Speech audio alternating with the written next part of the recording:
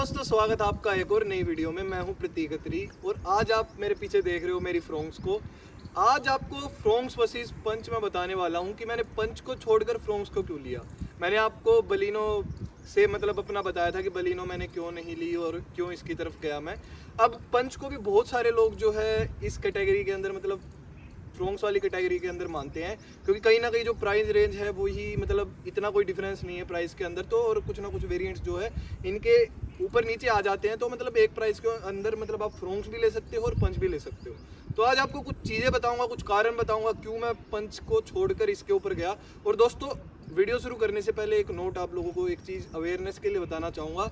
आप लोग ये मत सोचना कि मैं सिर्फ एक ओनर हूँ इस गाड़ी का और मुझे पंच के बारे में कुछ भी नहीं पता और मैं ऐसे ही अपना पर्सपेक्टिव दे रहा हूँ। मैं गाड़ियों का रिव्यू भी करता हूँ, गाड़ियों की वीडियो भी बनाता हूँ। आप और पंच का भी मैंने जो है बिल्कुल जो भी फेसलिफ्ट नई सीएनजी ऑटोमेटिक पंच आई है उसकी भी मैंने वीडियो बनाई है, वो आप चैनल के ऊपर देख सकते हो। ये मैं ट्रांसपेरेंसी के लिए कह रहा हूँ, क्योंकि आप कहीं ये सोचो कि ये तो सिर्फ इस गाड़ी का ओनर है, इसको चलाता है, तो ये कैसे बता सकता है कि इसने पंच में क्या है। और इसने वैसे तो एक ओनर को बहुत सारी चीज़ें पता लग जाती हैं जब वो दो गाड़ियों अगर उसने ढंग से कंपैरिजन करा है, चला कर देखी है, उनमें बैठा है और उसके बाद अगर वो डिसीजन पे आया है। बट मैक्सिमम लोग ये नहीं करते। But I am telling you कि आपको थोड़ा सा ज़्यादा ये आइडिया रहे, हाँ भाई ये बंदा जेन्युइन है, जो कह रहा है कहीं ना कहीं करेक्ट है। और अपनी तरफ से मैं सारी चीज़ें बिल्कुल जेन्युइन तरीके से बताने की कोशिश करूँगा। इसकी तरफ कोई बाइस्ड नहीं रहूँगा मैं। जो चीज़ें मुझे उसकी भी अच्छी लगती है वो भी मैं आपको बताऊँगा। तो देखो दोस्तों, सबसे पहले तो हो गया, ठीक है भाई, प्राइस अगर आप मानते हो कि उसका कोई वेरिएंट और इसका कोई वेरिएंट एक प्राइस के अंदर आ जाते हैं। सबसे पहला तो उसका जो साइज़ है आपकी पंच का, वो हाइट के अंदर ज़्यादा है। बस आपकी विड्थ हो गई और लेंथ हो गई इस गाड़ी की ज़्यादा है। वो एक तरीके से आप कह सकते हो स्विफ्ट वाली जो है कैटेगरी के अंदर ज़्यादा आती है पंच की, जो अगर आप लेंथ की बात करते हो और विड्थ की बात करते हो तो एक तो ये रीज़न हो गया था कि हाँ भाई अगर उसी प्राइस के अंदर मुझे थोड़ी और बड़ी गाड़ी देखने को मिल रही है जो लेंथ में भी और विड्थ में भी अगर बड़ी लग रही है। हाँ देखो, इस चीज़ में पर्सनल ओपिनियन रहता है लोगों का। कुछ लोगों को ऊंची गाड़ी ज़्यादा कि उसकी ज़्यादा बड़ी रोड प्रेजेंस होगी, ज़्यादा बढ़िया लगेगी वो, तो वो आपका अपना अपना है। मुझे ये नहीं था कि मुझे ऊंची चाहिए, ऊंची गाड़ी चला रखी है मैंने, तो इतना ऊंची का शौक नहीं था। बट ये था कि हाँ भाई अगर लंबी है थोड़ी उससे ज़्यादा और अगर स्पेसेस थोड़ी ज़्यादा है उससे, तो उसकी तरफ जाऊँगा मैं। एक तो चीज़ हो गई ये।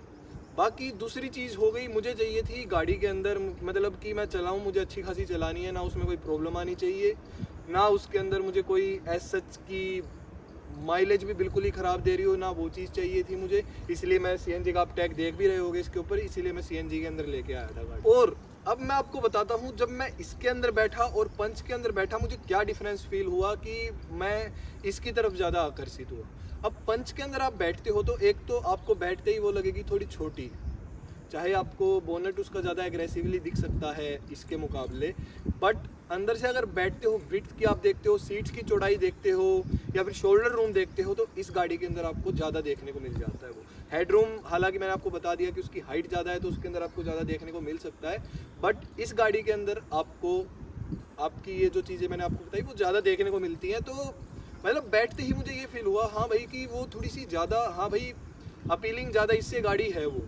मैं अगर मुझे ऐसा है कि मुझे थोड़े से फीचर्स ज़्यादा चाहिए और उसके लिए मुझे पंच लेनी है, तब तो मैं पंच की तरफ जा सकता हूँ। बट अगर आप फील एंड फैक्टर का भी, अगर आप थोड़ी सी इंटीरियर की बिल्ड क्वालिटी को थोड़ा सा छोड़ दो ना, क्योंकि देखो बिल्ड क्वालिटी तो थोड़ी सी भाई कमज़ोर रहती है अगर आप टाटा से मुकाबला करते हो, कि चीज़ें दबना, अगर आप उनको दबा कर देखते हो और अगर मेल्ट होना टाइम के साथ और स्क्रैचेज आना, तो आप कह सकते हो टाटा की वो बेटर है। जैसे कि नेक्सॉन का इंटीरियर मुझे बहुत अच्छा लगता है, पंच का भी नो डाउट। अब जैसे कि आपको स्क्रीन आ गई और वो आ गई, बट अगर बेस वेरिएंट, जैसे मैंने ये बेस वेरिएंट लिया, अगर आप उसका बेस वेरिएंट देखते हो तो बहुत बेसिक सा है उसका, तो इसी वजह से जो है मैं इस गाड़ी की तरफ गया। अब देखो भाई, मैं किसी भी सेंस में उस गाड़ी की कोई भी नेगेटिव बात नहीं कर रहा हूँ। अगर आप लोगों के पास पंच है, आपका कुछ अलग पर्सपेक्टिव रहा होगा, मैं अपना सिर्फ पर्सपेक्टिव बता रहा हूँ आपको कि मैं इसकी तरफ क्यों गया। और आप लोग भी अगर ऐसी कुछ आपकी रिक्वायरमेंट्स है जैसी मेरी हैं, तो आप भी फ्रोंक्स की तरफ जा सकते हो। अगर ऐसी नहीं है, जो मैं जैसे मैंने आपको बताया कि हाइट वाली बातें बताई, तो वो आप फिर उसकी तरफ जा सकते हो। बाकी अगर आप और चीज़ की बात करते हो, एक चीज़ मुझे पंच के अंदर बहुत अच्छी लगती है, उसके अंदर ड्यूल सिलेंडर की जो है एक तरीके से टेक्नोलॉजी आती है, जो कि आपको हेल्प कर देती है आपके बूट स्पेस बेटर करने में। इस गाड़ी में आपको बिल्कुल भी बूट स्पेस नहीं देखने को मिलता है। बिल्कुल आपको एक स्पेस, देखो आपको मैं दिखा भी देता हूँ, यहाँ से दिख ही जाएगा।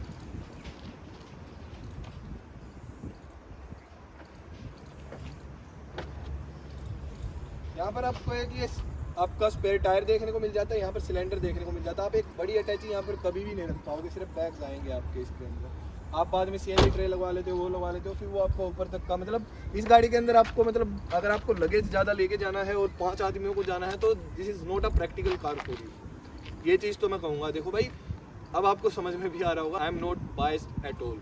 आपका ऐसा है, आपको ज़्यादा लॉन्ग जर्नीज पे जाना पड़ता है, आपका लगेज ज़्यादा होता है, लोग भी ऑक्यूपाइड रहते हैं गाड़ी के अंदर। So Punch will be a better option, क्योंकि उसके अंदर आपको CNG की पर्टिकुलरली बात कर रहा हूँ तो उसके अंदर आपको बूट स्पेस ज़्यादा मिल जाएगा। अगर आप पेट्रोल की बात करते हो तो पेट्रोल तो फिर फ्रोंक्स के अंदर ही जो है आपको अच्छा देखने को मिल जाता है बूट स्पेस। बाकी काफ़ी सारे जो है मुझे इसके अंदर फ़ायदे देखने को मिल रहे थे। इसके बेस वेरिएंट के अंदर मुझे 16 इंचज़ के जो है व्हील्स देखने को मिल रहे थे और मुझे ऑटोमेटिक क्लाइमेट कंट्रोल देखने को मिल रहा था इसके अंदर। इसके अंदर चारों पावर विंडो आ रही थी, सेंट्रल लॉकिंग आ रही थी। ये सारी चीज़ें मतलब बेस वेरिएंट के अंदर ही मुझे इसके अंदर देखने को मिल रही थी। तो मुझे ओवरऑल पैकेज की बात करूँ तो और वो मुझे इस गाड़ी के अंदर अच्छा लगा। अब जो जैसे मुझे ज़्यादातर अपनी गाड़ी के अंदर अकेला ही चलना होता है, मैक्सिमम 2-3 चल पड़ते हैं हम।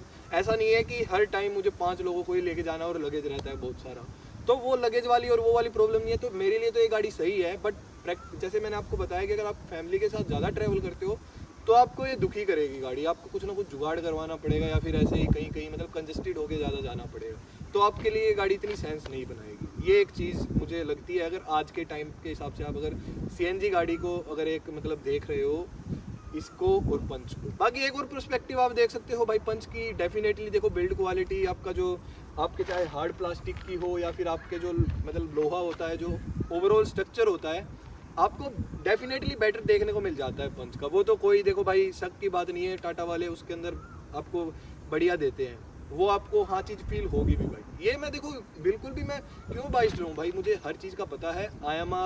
मैं गाड़ियों का रिव्यू करता हूँ तो मैं किसी गाड़ी के बारे में आपको ये एक तरीके से बाइस्ड रह के नहीं बता सकता। अब जिन लोगों ने दूसरी गाड़ी को फील ही नहीं किया है तो वो तो फिर मतलब अपनी गाड़ी की जो है तरफदारी करेंगे, तो ऐसी चीज़ है। इसीलिए अगर आपको ऐसा है कि भाई मुझे तो बिल्ड क्वालिटी चाहिए, मुझे तो सेफ गाड़ी चाहिए, अभी इतनी मतलब मुझे डर रहता है कि मेरी गाड़ी अगर लग गई, कुछ हो गया, या फिर मतलब इस तरीके का अगर आपका माइंड सेट है तो आप उसकी तरफ जा सकते हो कि नहीं, इसके साथ मारुति सुजुकी के साथ मैं नहीं जाऊंगा, इसलिए तो आप उसको कंसीडर कर सकते हो। बाकी जो सस्पेंशन हो गया इसका और सारी चीज़ें हो गई। बाकी एक एक चीज़ आपको इसके अंदर बेस्ट देखने को मिल जाती है।